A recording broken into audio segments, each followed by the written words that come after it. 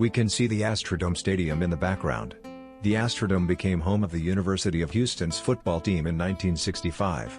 It was one of the first stadiums to have luxury suites with 53. Each of the 42,217 seats in the Astrodome were cushioned. Behind the end zone was a $2 million 474-foot-long scoreboard and display picture board. This raw footage captures the construction of the AstroWorld amusement park in January 1968. Developer and former Houston Mayor Roy Hofheinz gives a behind-the-scenes tour of the 57-acre property and its themed sectors. AstroWorld opened on June 1, 1968, as part of the Astrodomain, a development complex owned by Hofheinz.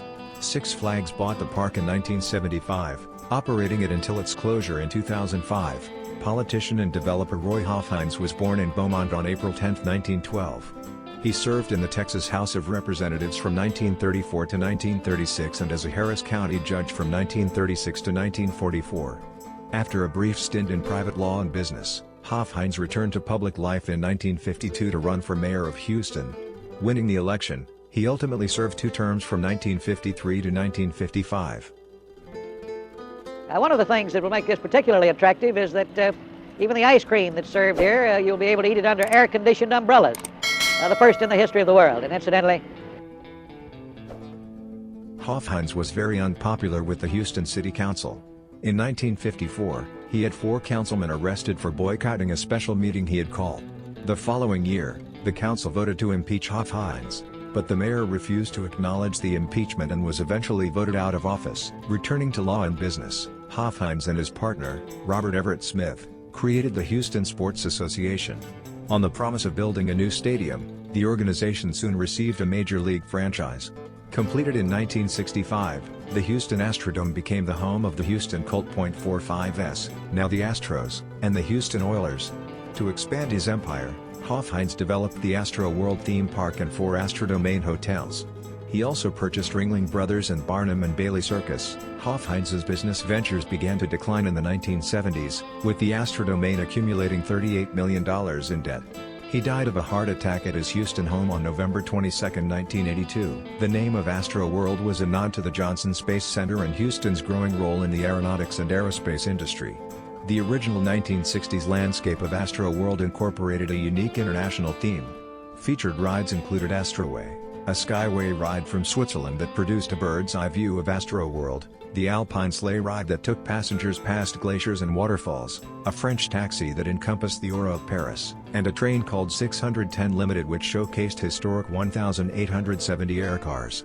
The train carried guests around the entire park with a destination in Western Town. AstroWorld opened its gates to the public on June 1, 1968. Frank Davis, a reporter for the Houston Post, acknowledged Hofheinz's anticipation when he noted, "The Astro Wizard himself, Judge Roy Hofheinz, impatiently unlocked the gates 15 minutes ahead of schedule." Parking at AstroWorld cost 50 cents, and the only public entrance to the theme park was through the Astrodome parking lot. Parking could hold up to 30,000 cars. Admission prices were $4.50 for adults and $3.50 for children, and tickets included access to all of the more than 50 rides in the park. Approximately 1,200 people staffed the park, including an estimated 1,000 college students. Hofheinz's grandchildren kicked off the official opening by pressing a switch that released 2,000 balloons. The opening ceremony displayed music from the All-City Symphonic Band members, who serenaded guests with a rendition of the Star-Spangled Banner at the end of the opening ceremony. More than 500 customers lined up to enjoy the 610 Limited within the first 2 hours. Handheld maps were passed out to assist customers who wished to survey the location of various rides and food stations in the park. Live acts that ranged from Mexican brass bands to karate demonstrations accompanied the rides. Hofheinz had boasted that he would install the most extensive outdoor air conditioning system ever attempted, and on opening day 2,000 tons of air conditioning cooled shade areas. Attendance numbered approximately 23,400 the first day, with a tally of 50,000 visitors during the first weekend. AstroWorld's national television debut aired on local ABC affiliate KTRK-TV, CH13, on December 28, 1968. Comedian Soupy Sales was featured in the television unveiling with the Muppets and guest singer Leslie Gore. AstroWorld made its mark as the wonderful world of fun.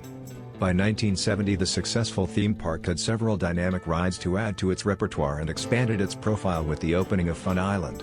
New attractions included Swamp Buggy, which traveled 55 feet up and down a swamp tree, the Magnetic House, an attraction with visual and gravitational distortions, and the Barrel of Fun, which held riders against a wall as the bottom dropped out of a spinning barrel.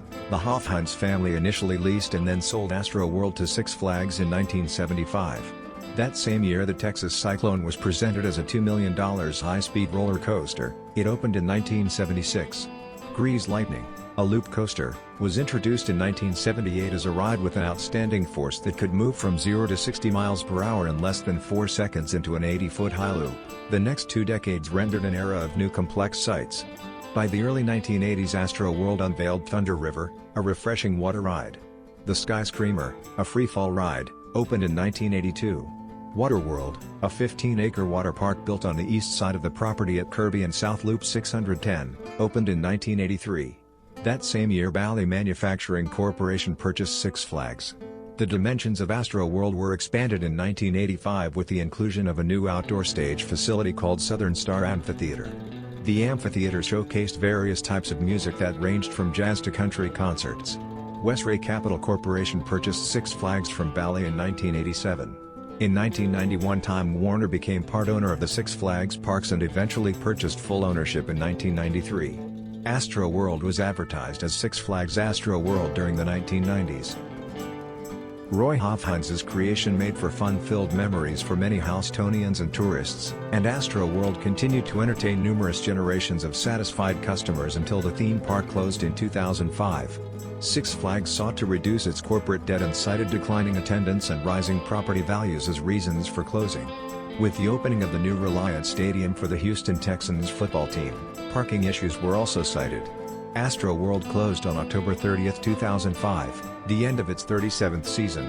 Though estimates for the park's real estate value were as high as $150 million, the land was ultimately sold for only $77 million. During the ensuing months, the entire park was dismantled, demolished, and cleared.